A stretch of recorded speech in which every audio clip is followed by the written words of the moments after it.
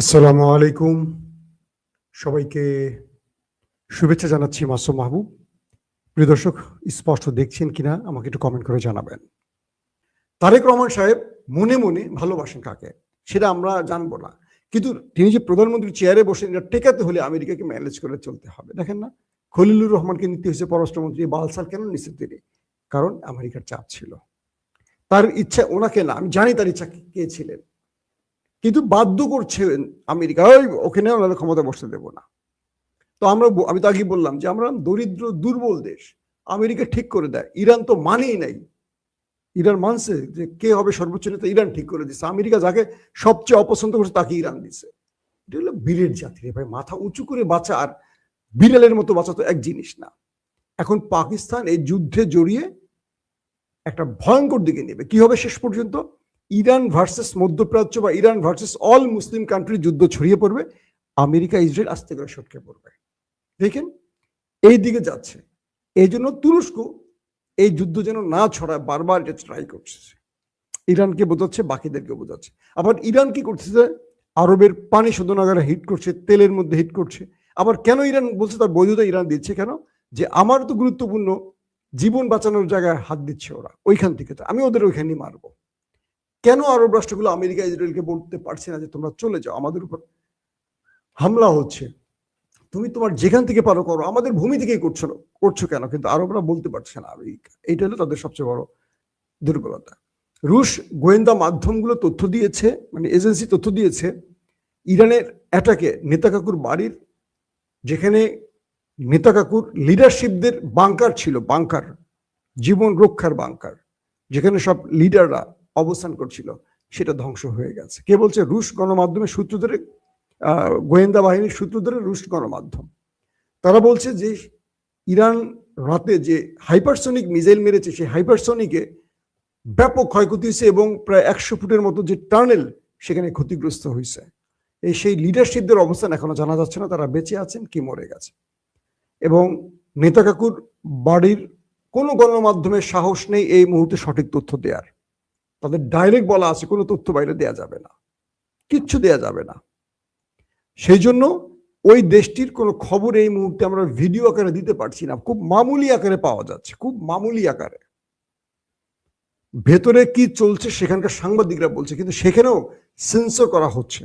তার মানে ইরান সেখানে ব্যাপক পরিমাণ ধোলাই দিচ্ছে, কিন্তু আমরা দেখাতে পারছি না। সেই দেশ থেকে ফুটেজগুলো যারা দিবে তাদের 5 থেকে 7 বছরের জেল হবে। এখন যেটি বলা হয়েছে যে কালকে রাতে ইরান যে বড় ধরনের মার দিয়েছে, সেই মারে দখলদার দেশটির লিডারশিপের অবস্থান জানা যাচ্ছে না, তারা বেঁচে আছে না মরে গেছে, কোথায় কি আছে। এখন ইরান টার্গেটে হিট করছে এবং বলা হচ্ছে যে এই আক্রমণে দখলদারদের মূল সেনা কেন্দ্রগুলো, গোয়েন্দা বাহিনীর কেন্দ্রগুলো, রসদ ভান্ডারগুলো ধ্বংস করছে তারা। ইরান ব্যাপক আকারে তারা হিট করছে এবং এই হিটের ফলে দেখা যাচ্ছে যে তারা এখন আক্রমণ করবে কি, তারা আক্রমণ ঠেকাতে ঠেকাতে মাঝে কিছু যুদ্ধ বিমান পাঠায় আমেরিকার সাথে মিলেমিশে, আবার তারা সারাদিন সাইরেন বাজায় বাংকারে বসে থেকে তারা এই কাজগুলো করে। দর্শক, কুয়েতের ভেতরে 11টি স্থানে হামলা হয়েছে, মার্কিন স্বার্থ সংশ্লিষ্ট 11টি স্থাপনা, এর মধ্যে তেল, পানি শোধনাগার সহ মার্কিন বেজগুলোকে, মানে বেজ সহ গুরুত্বপূর্ণ 11টি স্থানে কুয়েতের হামলা হয়েছে। আজকে কুয়েতের উপর ধোলাইটা বেশি হয়েছে, বাহরাইনের উপর ব্যাপক আক্রমণ চলছে, বলা যায় তাদের মোটামুটি পাগল করে ফেলছে। এই অবস্থায় এখন আসলে আর কিছু করার নাই দখলদার বাহিনীর। তারা এখন নিজেরা ক্ষতিগ্রস্ত হচ্ছে, বিনিময় ইরানকে বড় রকম ক্ষতিগ্রস্ত করতে চাইছে। তবে একটা কথা লাস্ট আমি ভিডিওতে বলে যাচ্ছি, সেটা হলো মুসলমানদের মধ্যে যেন এই ভুলটা না হয়, ইরানের বিরুদ্ধে যেন কোনো মুসলিম দেশ এই মুহূর্তে যুদ্ধে না জড়ায়। কারণ ইরানের সাথে মধ্যপ্রাচ্যকে জড়িয়ে দিয়ে ওরা কিন্তু কেটে পড়বে, এবং আমেরিকা এখন মধ্যপ্রাচ্যকে, ইসরায়েল এখন মধ্যপ্রাচ্যকে টেনে আনতে চাচ্ছে ইরানের বিরুদ্ধে। এটা যেন কোনোভাবেই না হয়। এটা হলে, বা পাকিস্তান যদি যুদ্ধে জড়িয়ে যায়, মনে রাখবেন পাকিস্তানকে খেয়ে দেবে ইসরায়েল। কারণ কি, পাকিস্তানকে এখন ব্যবহার করবে, আমেরিকার মাধ্যমে ঢুকে যাবে, আমেরিকার আবরণে ঢুকে যাবে। তারপর, কারণ নিউক্লিয়ার ইরানের ধ্বংস তো প্রায় করেই ফেলছে ধরেন, আছে বাকি কারটা, পাকিস্তানেরটা। পাকিস্তানের লুভি, ক্ষমতা লুভি বা অর্থ লুভি জেনারেলরা যদি এবার পাকিস্তানটাকে বিক্রি করে দেন, আমার মনে হয় ভেতরে একটা বিশাল বিক্ষোভ দানা বাঁধবে। কারণ মুসলমানদের বিরুদ্ধে মুসলমানদের লাগিয়ে দেওয়ার এই খেসারত আসিফ মনির খুব ভালোভাবে দিতে হবে। কারণ তিনি অবৈধভাবে টিকে আছেন মার্কিন তাবেদার হয়ে। পাকিস্তানিরা তাকে আর এক নিমিষও রাখবে না যদি ইরানের বিরুদ্ধে হামলা করে বসে।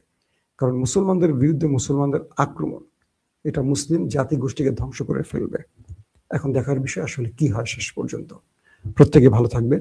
আল্লাহ হাফিজ।